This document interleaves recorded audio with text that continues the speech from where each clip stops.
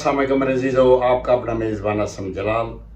आप मेरे YouTube channel देख रहे हैं तो मेरे अजीज़ हो, मेरे इस चैनल को सब्सक्राइब करना मत भूलिए। आज इमरान खान ने अदालत में 190 मिलियन यूनिवर्सिटी केस के हवाले से वकील की बजाय खुद जज साहब से मुकालमा करके केस को सिर्फ 2 मिनट में तहस नहस कर दिया और जज बिल्कुल खामोश बैठा इमरान खान के चेहरे की तरफ देखता रहा और कहा कि जज साहब ये कैसा केस है। 190 मिलियन पाउंड्स जो कि रियाज के हैं और वो सुप्रीम कोर्ट के अकाउंट में पड़े हुए हैं। क्या किसी इदारे में इतनी जरूरत है कि वो सुप्रीम कोर्ट को ये लेटर लिखे कि ये पैसा हुकूमत को लौटा दिया जाए। फिर जज साहब अगर हम मान ही भी लें कि ये करप्शन का पैसा है और ये हकीकत भी है, लेकिन अल कादर यूनिवर्सिटी तो एक ट्रस्ट है और इसमें मुफ्त तालीम दी जाती है और ये अल कादर यूनिवर्सिटी हमारी पब्लिक की मलकियत है। और फिर इसको बनाने का वाहिद मकसद हमारे नबी अकरम सल्लल्लाहु अलैहि वसल्लम की सीरत नबी और इसको रिसर्च करके हमारी आवाम को यह समझाना है कि हमारे नबी अकरम सल्लल्लाहु अलैहि वसल्लम की ज़िंदगी क्या थी और वो क्या चाहते थे। हुजूर मुझे इतना बता दीजिए कि अल कादर यूनिवर्सिटी का इमरान खान की ज़ात से क्या ताल्लुक़ है। क्या इमरान खान की ज़ात को अल कादर यूनिवर्सिटी से कोई फ़ायदा है या उसे कोई पैसा इससे मिल रहा है। जज साहब, अगर आपने मुझे सज़ा देनी है, जो यकीन आपको इसका हुक्म मिल चुका है, तो देर मत कीजिए, अदालत का वक्त मत ज़ाय कीजिए, इस पर अमल दरामद कीजिए।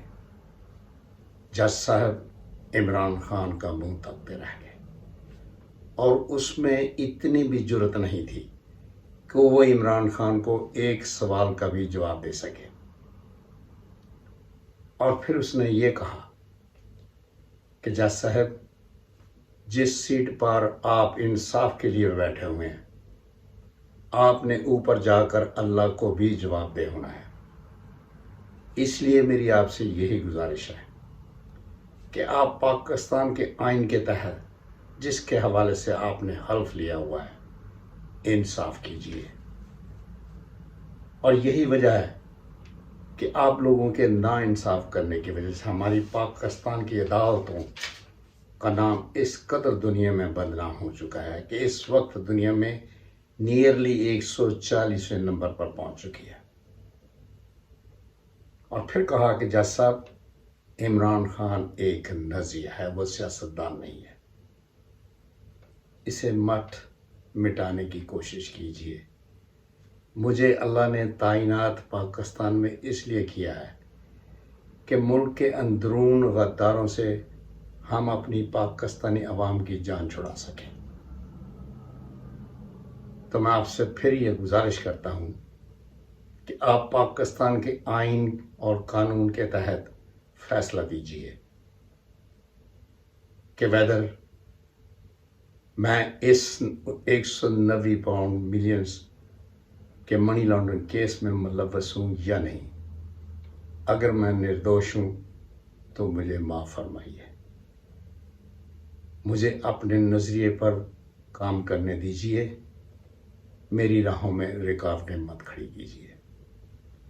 जिस कुर्सी पर आप बैठे हैं ये आनी जानी चीज़ है, लेकिन ये याद रखना, अगर आपने इंसाफ कर दिया तो हमारी पाकिस्तानी कौम आपको कभी नहीं भूलेगी और हमारे पाकिस्तान की तारीख में ये लिखा जाएगा कि आपने पाकिस्तान के आइन और कानून के तहत फैसला दिया था।